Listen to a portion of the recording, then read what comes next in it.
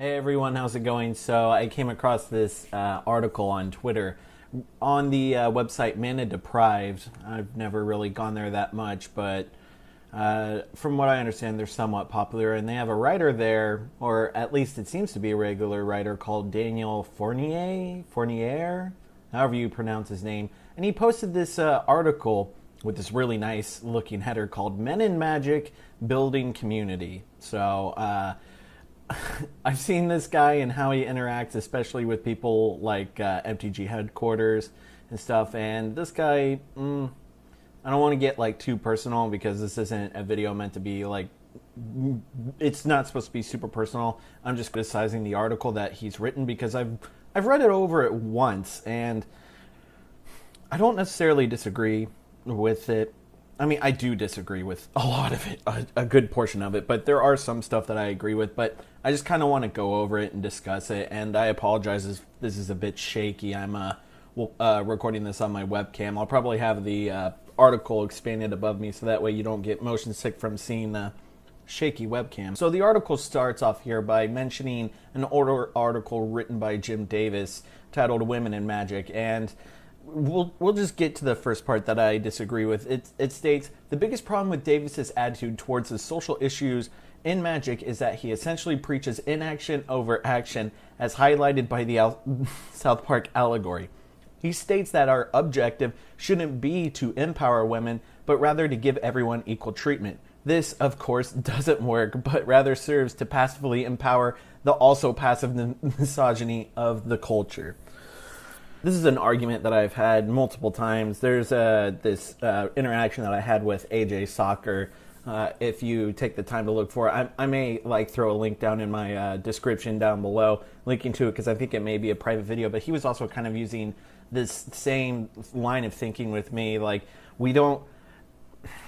The point that where I stand at is in the game of Magic, inherently everyone is on the same playing field, but people like Daniel and AJ are saying that women are automatically below than men already are. They're already making this assertion, right? They're making broad general statements that pretty much everyone else has agreed to, except for even some women who already feel victimized or have already gone through the motions with this they'll automatically say that because they've personally experienced it, but us men, we just assume, or not necessarily assume, but use it as a form of sympathy to generally state that women are automatically in a lower position of the game than men are. Don't you see that's inherently misogynistic by itself? No, maybe it's just way over my head, but that's kind of the biggest fallacy that I have with that argument in general. And it's not even that I'm putting those words in his mouth. He states in the next sentence, when everyone doesn't start on the same playing field, we need to take steps to fix that social inequity rather than falsely assume equality. So yes, you are essentially stating that women automatically start on a lower playing field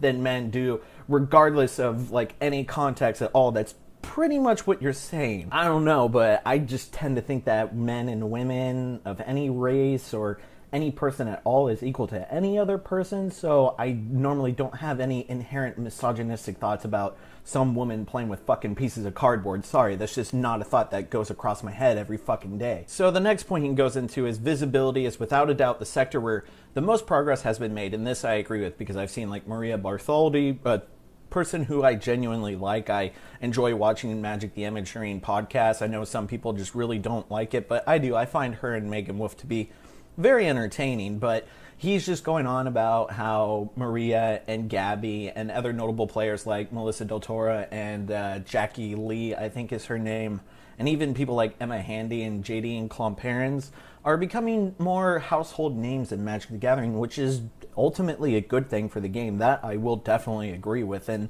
maybe something that we do need more, but not we don't need to force it. And this brings me into my next point. He states here, there's still a lot of work to be done, however. The average number of women at each Pro Tour over the past season has hovered around, one.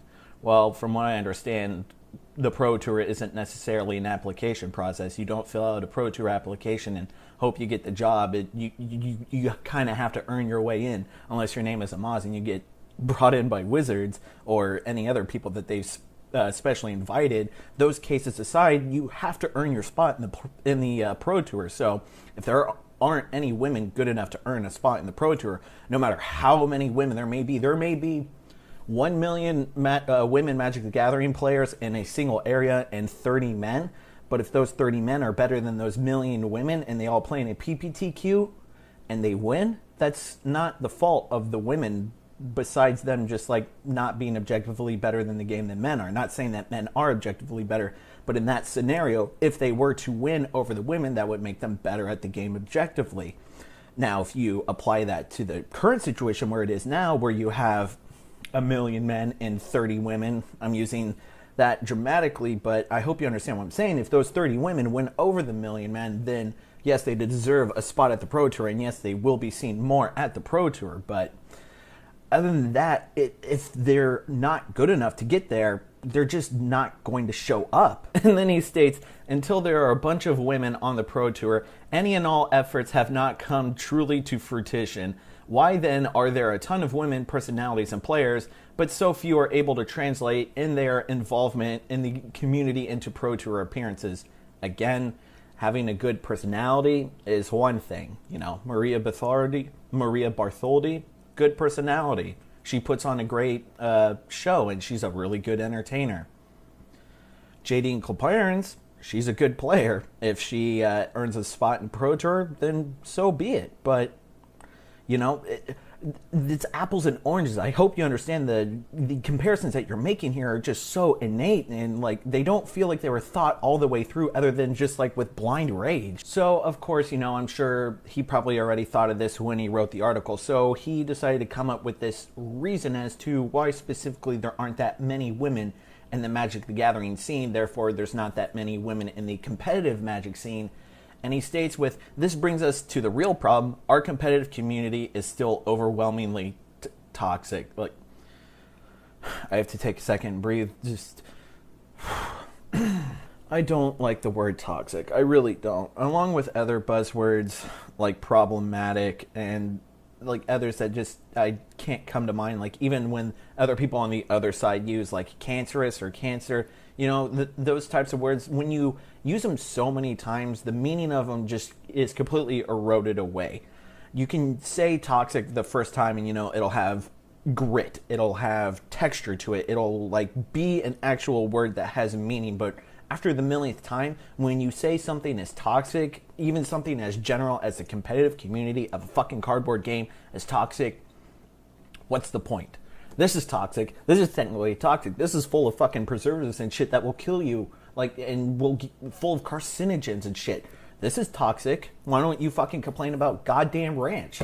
So the toxicity stems from sexism in this article, and he states, what makes Magic so deeply sexist? Wolf and Davis both talk about the phenomenon of girlfriendification, the idea that any woman playing Magic is inexorably tied to their identity as a girlfriend of a male player. Now, I can understand where this is being written from. Like say you're a 12-year-old at your LGS, and you see this moderately attractive woman come into the store and play Friday Night Magic, and she has her boyfriend. You know, in your mind, you're just automatically going to assume, like, let's just say, for example, that you would assume in your mind whenever you see a girl in the future coming into an LGS that, like, oh, this girl might already be accounted for. But then again, that's probably not going to be the first thought coming across any guy's mind when they see a girl in a game store. They'll probably just be like, hey, look, it's someone to play a game with. And the thought of that being a woman is second thought. And if you're going to say that inherently every man thinks objectively or initially that, oh, that's a woman, I must set all focus on her because it's a woman in a LGS and that's a rare thing to happen. I must see if she has a boyfriend or girlfriend or whatever. No. To automatically assume that of men is inherently sexist itself. And even he himself states that he falls victim to this by saying, when I checked coverage of Grand Prix DC this year and saw the name Sarah Zyla at 9-0, my first reaction was, oh, that's Alexander Haynes' girlfriend. Whenever I see Rachel Agnes on VSL, I remember that she's dating Alex Bertoncini. Now, that's your own fucking problem, okay? Before I read this article, I had no idea who a Sarah Zyla was. If I would have saw her on the coverage for Grand Prix DC, it would have been like, okay, cool. Sarah's going 9-0. Good for her. I wonder who her fucking boyfriend is. Is it Alexander Hayne? Is it the Miracles guy? Oh, man, I better root for her more. No, that's not something that people normally care about. And for Rachel Agnes, Her dating Alex Bertoncini, again, it's an afterthought. Every time I think of her, I think of other things because she doesn't necessarily have the best reputation in the community. But that's beside the point. The fact that she's dating Alex Bertoncini is just unrelevant information. It really is. Like, if you automatically assume that thought is just like, oh, Rachel Agnes, oh, that means Alex Bertoncini, that's on you. That's just where your memory goes. When you see that face, you associate that name. That may be because you remembered her as Alex Bertoncini's girlfriend. That's not like the fault of your sexism. That's just how your brain works. Like, that's...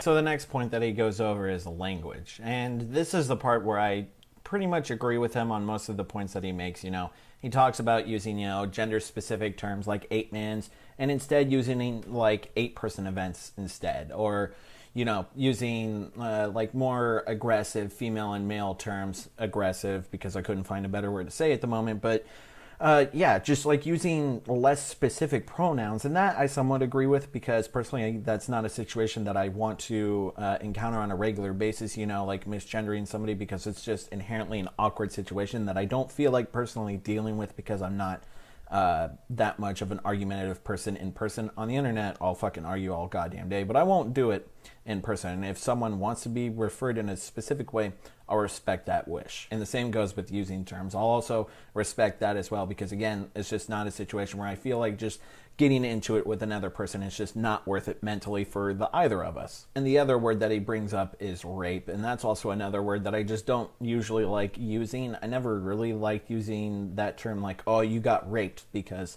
I personally have always felt that that word is very heavy. Now, whether or not I find it offensive is irrelevant, but that's just not a word that I feel comfortable saying. If you feel comfortable saying it, by all means. But personally, me, that's just not something that I feel like bringing up, and I don't feel like bringing it up for any potential victims or anything like that, or just making myself that much more profound in a public space by saying rape out loud. That's not how you want to get the attention by the people around you, is by constantly saying that word rape. It's just, there's a few other words in the English language that have that much feeling and that much grit to it, and that's just one of them, and it's also one that I just don't feel comfortable using. So again, that's another point that I agree with him on. And the last part that I wanted to talk about is here at the end, where he states, and he laces it with some points that I do agree with. He, in his last paragraph here, he brings up that we need to talk about this more, and that I totally agree with. I tried making this video and this response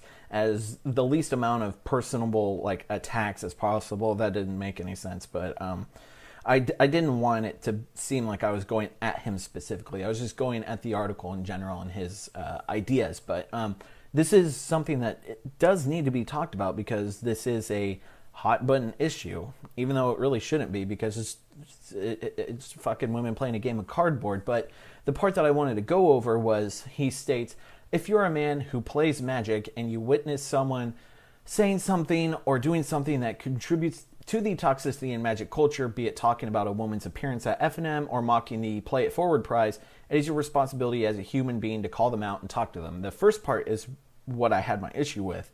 If you're a man who plays Magic, that's what this whole article feels like. It feels like it's being written from a somewhat accusatory perspective.